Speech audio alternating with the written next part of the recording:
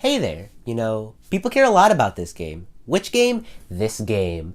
Donkey Kong for the Game Boy is regarded by many to be one of the best Game Boy games to ever exist. Like, I'm talking cream of the crop. I don't understand why, though. It's just the original game with updated graphics and the added bonus supportability. I mean, I like Donkey Kong as much as the next guy, but I wouldn't hold it as the top game for any console, especially not the Game Boy. It was home to things like the first gen of Pokemon, Link's Awakening, the first Wario Land, and the Mario Land games. So seeing Donkey Kong, of all things, being held in the same regard as those games is a bit bizarre. Those games have many things over this one, like length, as they just finished it. I mean, it's a good version of Donkey Kong, but I don't understand why it.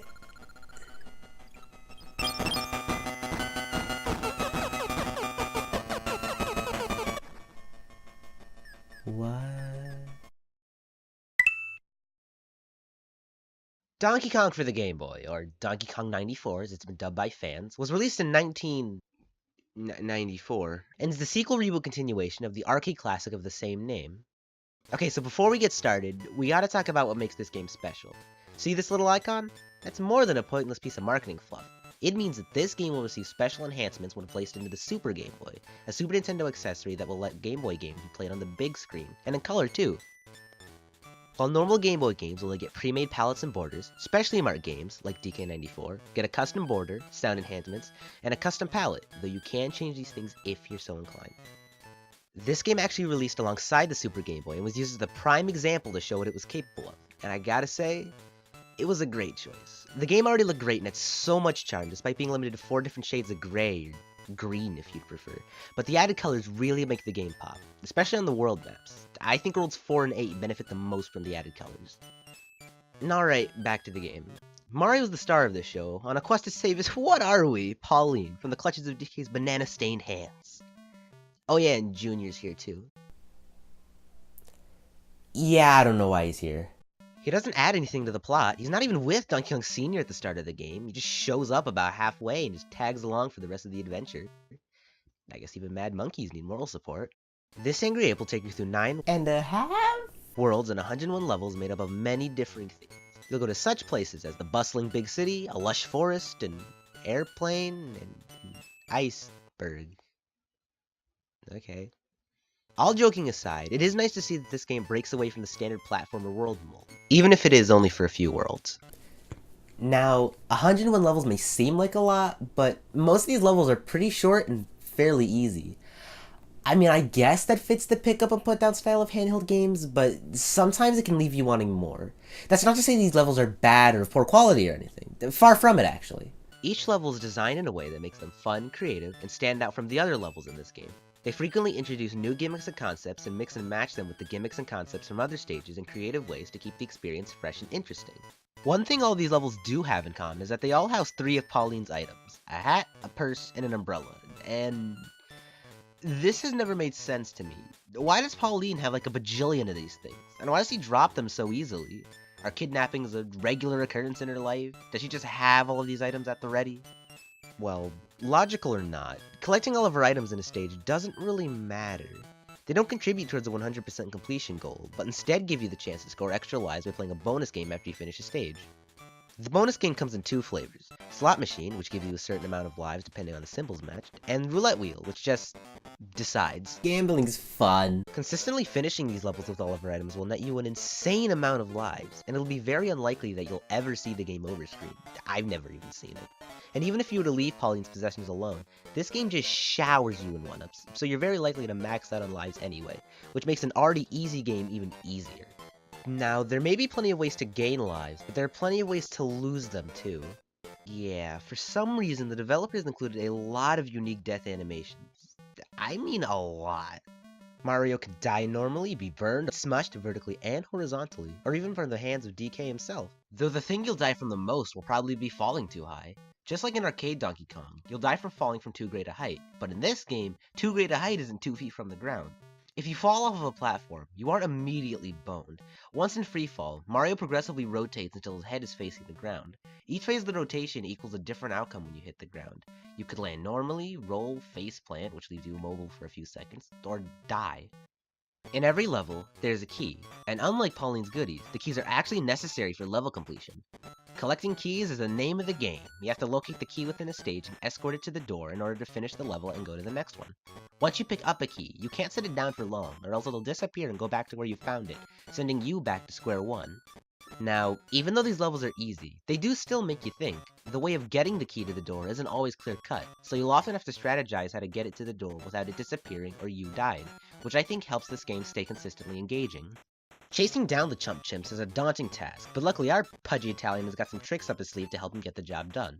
Mario's as acrobatic as ever, or I guess even more so thanks to the plethora of new moves he can perform.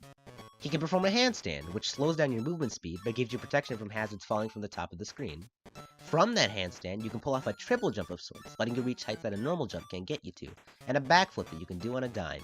Now to some, these moves may seem unnecessary, but you'd be surprised how often you'll find yourself using them. Aside from trying to get to higher platforms, they're good for dodging things, and it's also fun to use these moves to try and get better times on these levels, which I think encourages multiple playthroughs.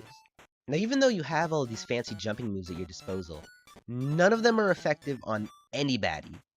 Yeah, despite being, Mario, you can't jump on enemies to defeat them. Instead, this game goes the Mario 2 route of having you hoist objects and enemies over your head and slamming them into each other. You can't pick up everything though, mainly things that are important to level progression. But for the goons who aren't, you whack them with a hammer, also making its return from the arcade game.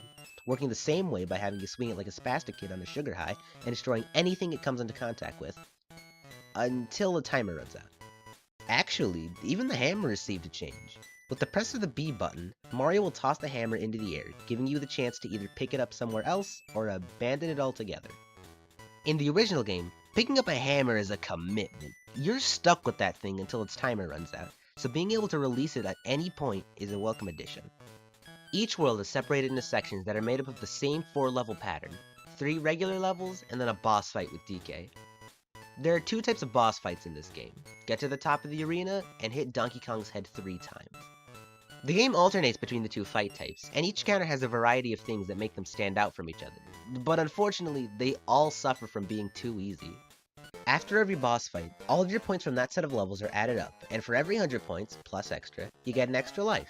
But the real treat here are the cutscenes that play, which demonstrate that world's gimmick, act as a transition between worlds, or show an interaction between Mario and DK, and these cutscenes add on to this game's charm and memorability. There is something in this game that isn't very memorable though, and that's the music.